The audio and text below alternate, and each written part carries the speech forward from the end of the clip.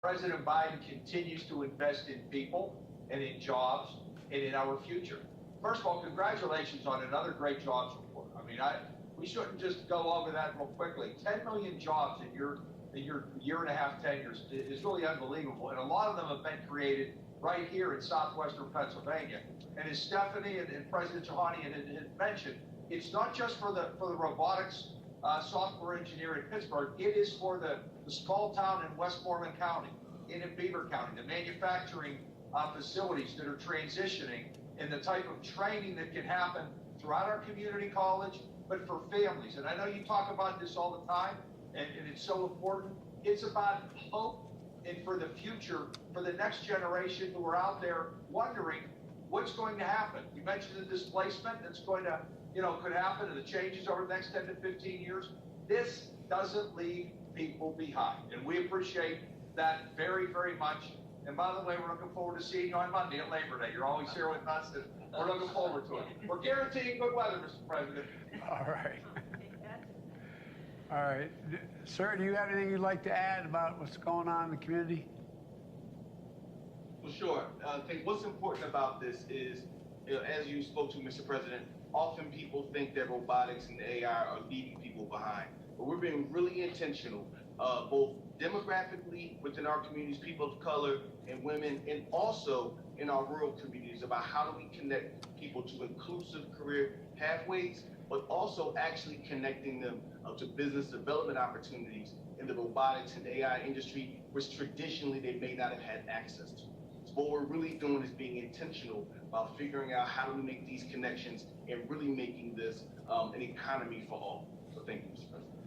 Well, one of the things, if I may, having been a significant consumer of health care and having family members who needed serious health care, one of the things that I think in the healthcare side, most docs will tell you that when people get a diagnosis that is very dire, they need really a navigator. They need someone to help them know when to go to what appointment, what the appointments are for, how to, just explain what's going on. It seems to me we need some navigators here.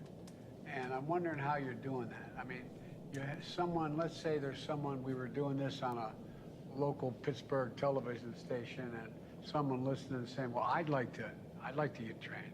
I mean, how are you reaching out to the community? And do we have essentially, whatever they want to call them, navigators? Say, look, here's the way you can get into this. This is what you do. Or people going into those small businesses that are going to be eventually displaced because the technology is going to be surpassed, and say, this is what you, I mean, is there thought about that?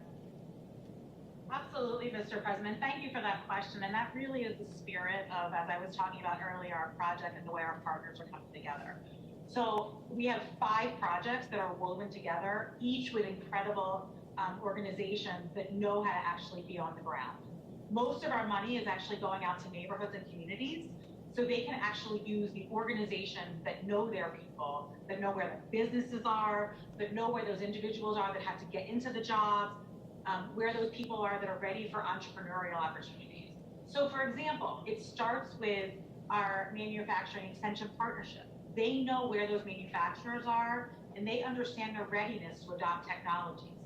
They will come together in a manufacturing hub with entrepreneurs who can help de-risk the prototyping and creation of products that can actually be deployed.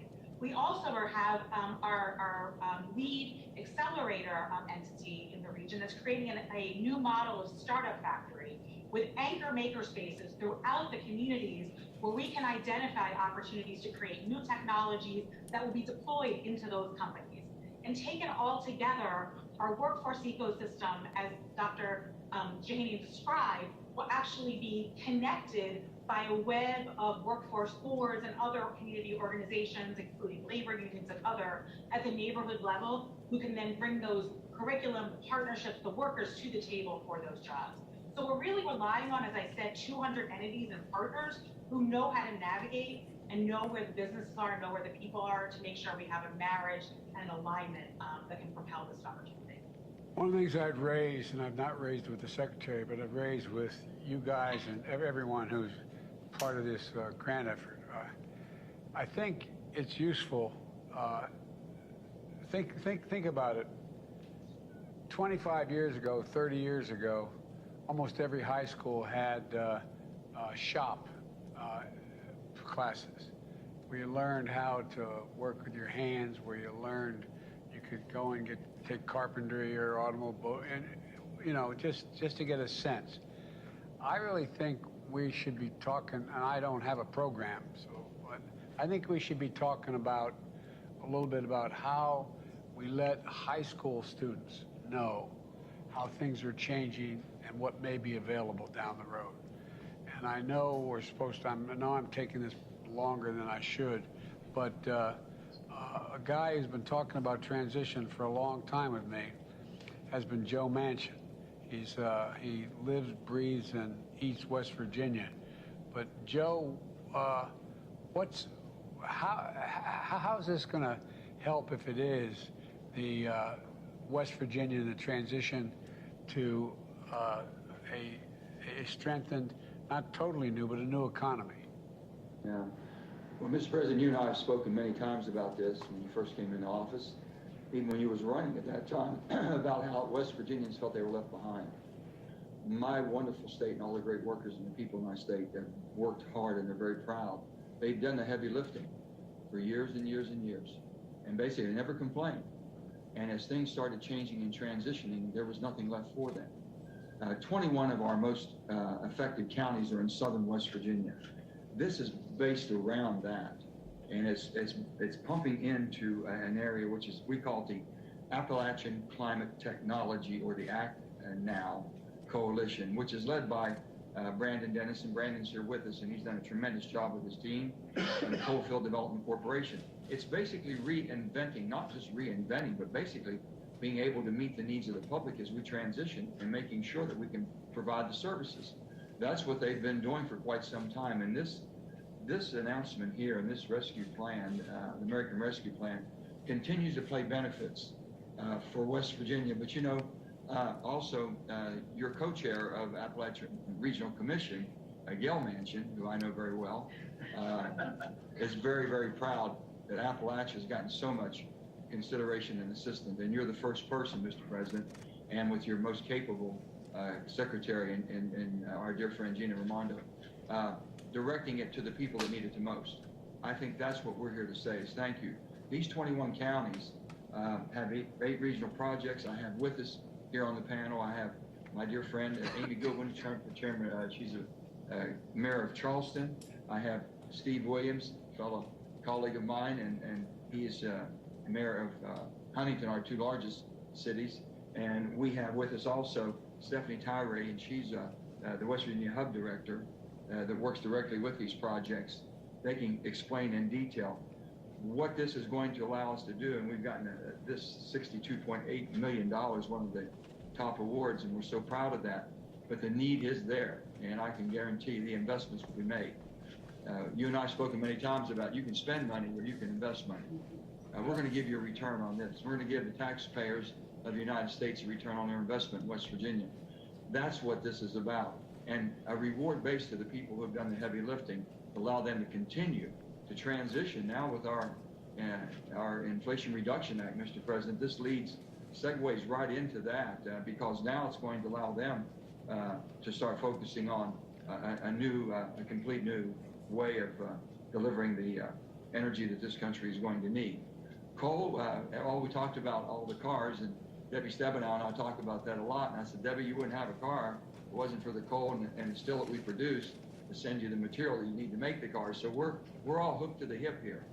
And as the transition goes on, the investments that are being made, the 48C tax credit is going to put $4 billion additionally back into coal-hit communities so we can diversify and attract more business there. So I just can't tell you how much this means, Mr. President, and I'm just so proud to be part of this, and also so proud of what the ARP has done, American Rescue Plan, and so excited to see what the Inflation Reduction Act is going to do. So many people don't know how much is in there that's going to transition their lives and transfer them into an economy that's going to give them an awful lot of stability.